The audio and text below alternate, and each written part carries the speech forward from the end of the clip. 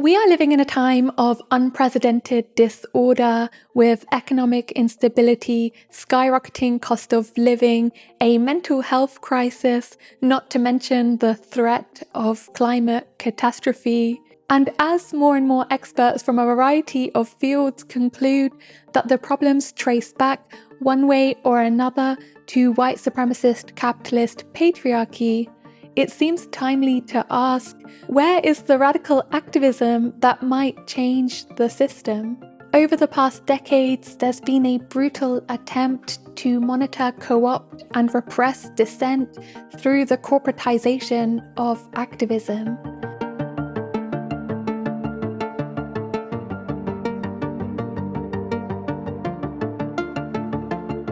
Increasingly, I've witnessed activists and social justice movements become immobilized as they get swept up in becoming part of the system they initially sought to destroy.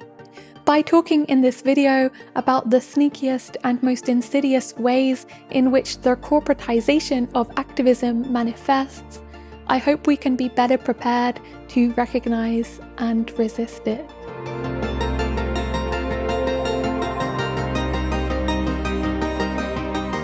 I have worked for multiple charities, not-for-profit, and philanthropic organizations, and whilst I'm sure there are many that have a significant impact on the world, in my experience, saving the world has become big business, limiting their capacity to do effective work. Most are financed by Western-dominated economic organizations like multinational institutions, corporations, and wealthy individual donors. Many also have their own investments, stocks, and real estate worth millions of dollars. This means that to ensure funding isn't jeopardized, they cannot challenge these firms, governments, capitalism, or the rich. One environmental organization I worked for was attempting to educate children about climate change, but reduced the problem of climate change down to individual lifestyle choices like using a plastic straw, because funders wouldn't allow any systemic analysis in our content. We actually ended up partnering with Nike, McDonald's, and Coke, thereby helping these corporations gain a reputation for social responsibility, deflecting their critics and advertising their products. Whilst working there, I found I spent the majority of my time on bureaucracy, keeping funders happy, writing grant proposals, and enticing foundations to donate. And because we were forced to compete with other similar organizations for funding, we spent most of our time proving we were doing effective work, whilst actually doing the radical work became a secondary focus. Having to prove we were making an impact also meant we would focus on short-term, concrete, quantifiable metrics of success, like X amount of students stopped drinking from plastic straws. But in reality, many of the biggest, most significant, deep-rooted systemic changes, like helping to bring about a shift in a student's consciousness, deep introspection or reflection, or a challenge to their worldview, can't easily be measured or demonstrated in a presentation to funders. And on top of that, the more we were forced to compete with other organizations for funding, the more we rejected intersectional politics or solidarity with other groups. My boss actually told me that I wasn't allowed to share important information or resources that could help other organizations because we needed to outcompete our competitors for funding. And we weren't allowed to work with Indigenous groups because that was seen as too politically divisive. The final straw for me when it came to working for many of these organizations was when I realized that most of them didn't actually care about solving the issues they purported to care about, because that would mean an end to their businesses altogether. Over the years, I've also noticed a trend where many of my most passionate activist friends, once they become absorbed and employed into these organizations, stop doing any social justice work whatsoever as creating change comes to be seen as a salaried activity. At the same time, many people who are enraged about systemic injustices become pacified from creating change when their needs are partially met by these organizations. In fact, the powers that be historically have often handed out small concessions like charity to pacify the public and co-opt grassroots movements when they fear revolt. I also know some people who genuinely care deeply about global injustices, but buy into the idea that to donate to these organizations is the way to solve these problems. So they feel they've done their bit and can go back to their ordinary lives, feeling better about themselves, thinking these global problems are under control, not giving them another thought. This was the sentiment Oscar Wilde expressed when he wrote, "Philanthropy is not a solution to societal problems, it is an aggravation of the difficulty. The proper aim is to try and reconstruct society on such a basis that poverty will be impossible, just as the worst slave owners were those who were kind to their slaves, and so prevented the horror of the system being realized by those who suffered from it, and understood by those who contemplated it. So, in the present state of things in England, the people who do the most harm are the people who try to do the most good." I want to make clear I'm not advocating for an accelerationist perspective, trying to make conditions worse for people, and I'm not saying all these organizations are inherently bad. But it's important to understand the not-for-profit charity philanthropic industrial complex within the political context in which it takes place. These organizations, more often than not, promote a lightly reformed status quo, preventing the type of radical systemic change needed to avert crisis. At the same time, they give the general public the impression that the problems of global injustices are under control, when in reality the only progress they make is in a materially inconsequential way. In this way, the corporatization of these organizations diffuses political anger, blunts the edges of political resistance, and poses a major threat to grassroots movements and those attempting to transform the world.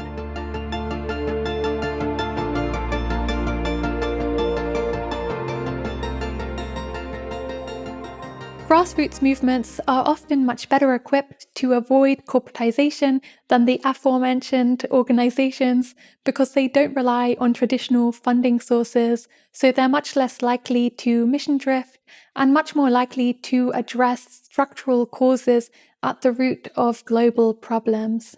That being said, over the years I have found that grassroots movements in their internal structures are increasingly coming to look, think, and act like corporations. The friendships, singing, dancing, and all the rituals that used to form the core of community solidarity and resistance have fallen away in most Western grassroots movements. Instead, many have unsustainable work cultures that fetishize overwork and burnout, neglecting friends, family, and themselves because they are so focused on the cause. Many grassroots movements adopt the "to work is to suffer" mindset, with rhetoric around fighting, struggling, and sacrifice, setting up social change as an enduring hardship. There's a pervasive idea that if you're not in perpetual suffering and depression, you're not understanding the gravity of the world's plight, you're not working hard enough to fight injustice, and you're not in solidarity with the disenfranchised. So we dismiss things that are pleasurable as part of our politics and purity test anything that isn't about the fight for justice. We place unrealistic standards of perfection or the performance of perfection on ourselves and each other. Instead of inviting people into movements with love, grace, and compassion, we often have our own forms of elitism where we have hostility and suspicion towards newcomers. People in grassroots movements also often have a defeatist, cynical attitude about what is possible in the world, mirroring capitalist realism, that the world that we see is all there could ever be. Many of us reject the prison industrial complex and a society that views people as disposable, to be killed or locked in a jail. But at the same time, we end up practicing our own versions of prisons through blacklists, takedowns, cancel culture, public executions, violently ejecting people from our movements.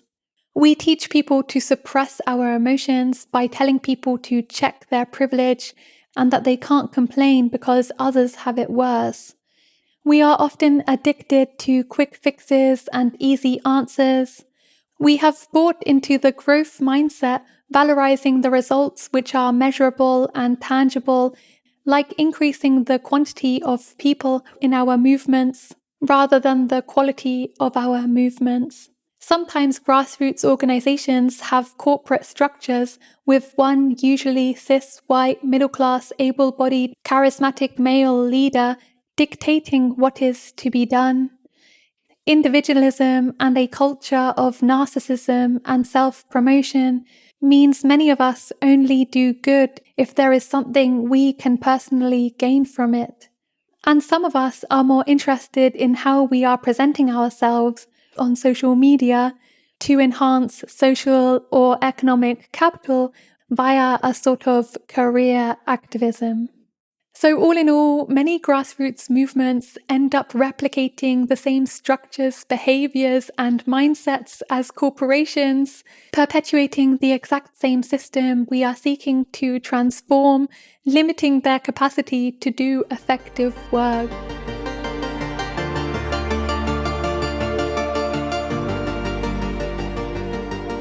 The Securitization of Dissent refers to how the ever more draconian legislation, policing, and surveillance industrial complex is stifling protest. Whistleblowers have revealed that post 9/11 issued in a new era of mass surveillance in the US without the public's knowledge or consent.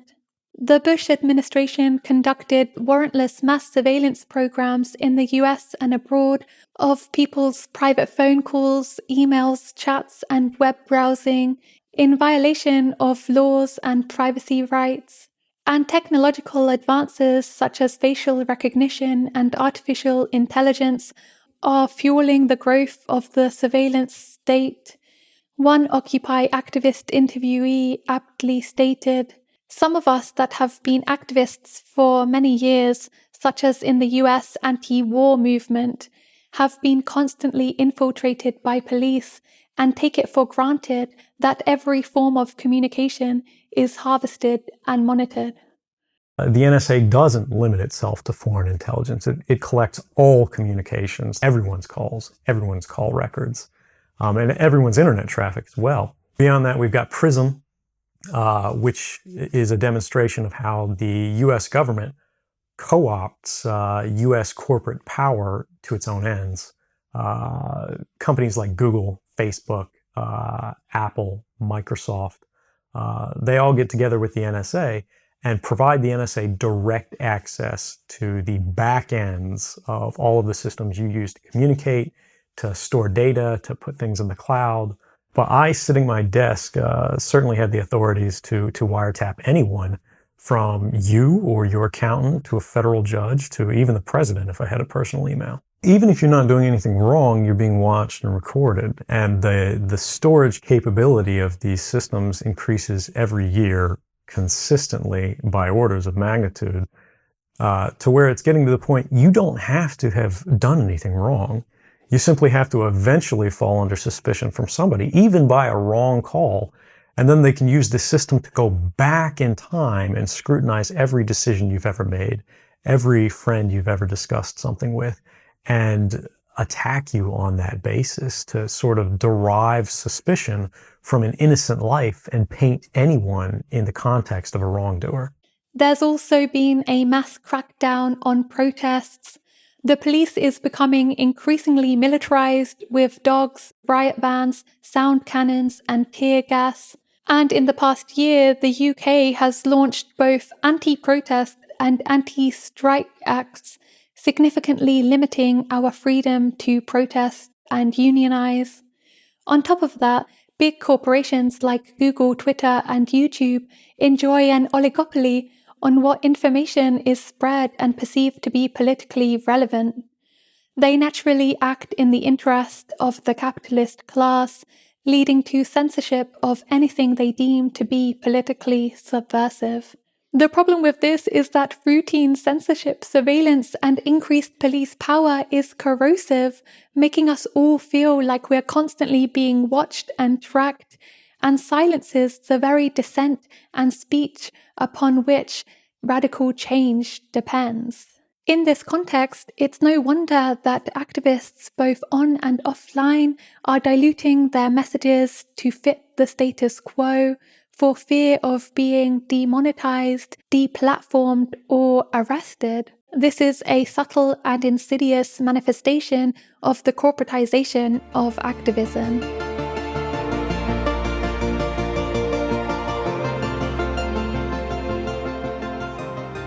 The commodification of emancipation refers to the ways in which we are constantly sold rebellion through consumerism, neutralizing any real threat to the status quo. There are countless ways in which the commodification of emancipation manifests. To give just a few examples, posting leftist content online to improve our social, cultural, or economic capital, consuming rebellion in the Hunger Games trilogy, purchasing the aesthetics of liberation via Che Guevara t-shirts or Black Lives Matter products, being sold counterculture via drugs, buying commodified versions of historical trauma by bearing witness to spectacles of piles of human hair on display in Auschwitz, substituting transforming the world for transforming ourselves via spirituality, self-help, or self-care. My focus has moved from seeking a perfect society to seeking a perfect state of inner being. Whilst there isn't necessarily anything inherently wrong with these things, more often than not, through commodification, political movements lose their meaning, grit, and radical roots as they are transformed into fluffy, entertaining, and palatable products. As the activist Sebastian Livingston succinctly put it, within advanced capitalism, consumer culture serves as a counter-revolutionary safeguard, a sedative, and as we come to identify with the products of our alienated labor, rather than realize our alienation within the process of production, we sink deeper into the veins of capital, becoming the reproductive organs of the beast.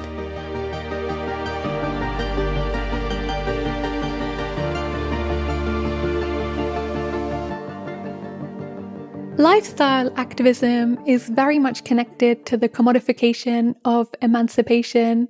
It encourages people to solve global problems via lifestyle changes, either through conscious consumerism, like purchasing reusable products instead of single-use ones, or via daily actions, like taking the bike instead of the car to work. But the idea that individual lifestyle choices could make a difference has been used as a deliberate strategy by corporations and governments alike to monitor, co-opt, and control rebellion. For example, BP coined the term carbon footprints as a way to blame individuals for climate change, to deflect attention from the harmful environmental damages they wrought upon us. Even in the case of genuinely well-intentioned lifestyle activism that doesn't have a hidden agenda, pushing individuals to change their daily habits is still usually misguided. It's not only a reusable cup, it's made from reusable cups. The equivalent of one garbage truck of plastic is dumped in the sea every minute. Bring your own containers. 17.6 billion pounds every year. Don't start buying plastic bags in the supermarkets. The greatest oil spill in American history now covers 29,000 square miles, the size of South Carolina. There's no excuse for us not to be using our bag for lives. The latest on the search for 11 missing crewmen from a spectacular oil rig explosion in the Gulf of Mexico. This morning, dozens of survivors have returned to their families in Louisiana, while far offshore, the rig is still burning out of control. So using this is completely unforgivable. These global systemic injustices are not the fault of individuals, and as we are preoccupied with doing our part via individual lifestyle choices, we often engage less and less in meaningful political and collective action to challenge governments, corporations, and our economic system. This altruism sold in consumerism merely cements division through misdirection. According to the author Rebecca Solnit, lifestyle activism doesn't hold up to philosophical scrutiny either. She writes, "The goal of personal virtue is merely not to be part of the problem. It's not good enough for a bystander to say, 'I personally am not murdering this person,' when someone is being stabbed to death before them. And those of us in the global north have countless ties to systems that are murdering the climate, so we are not exactly bystanders. The goal for those of us with any kind of resources of time, rights, and a voice must be part of the solution, pushing for systemic change to stop the murder." All in all, buying into this corporate consumer-focused form of activism perpetuates the discouragement and suppression of dissent, marginalizing campaigns for systemic-wide change.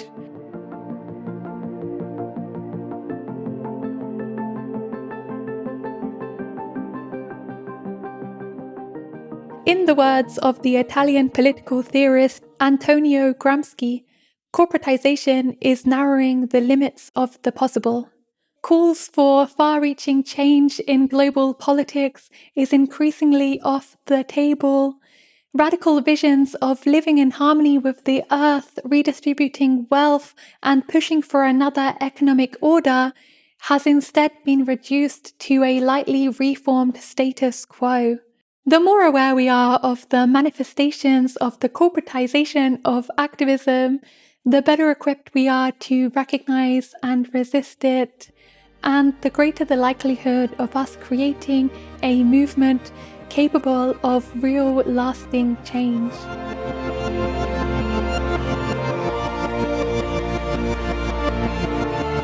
Thank you so much for taking the time to watch this video. I would love to hear your thoughts and experiences of the corporatization of activism. These videos take a great deal of time, energy, and resources to create, so I'd really appreciate if you could consider becoming a patron or leaving a one-time donation via Ko-fi or PayPal. And liking and sharing this video and commenting also helps. I also have a bi-weekly Patreon podcast where I upload about different topics. In my last podcast, I talked more about my specific experiences of corporatized activism. And I also co-host a Discord call with Mexi where we discuss with patrons about different topics chosen by the community. Our next one will be all about our experiences of activism, what we have learned and how we have grown from that, and where we want to go from here. Thank you so much to my current patrons for helping to make this channel possible. You really help so much in keeping me motivated and encouraged and feel supported, and makes it all feel so much more worth it despite the fact that my channel is so small. So I appreciate you so much. Thank you.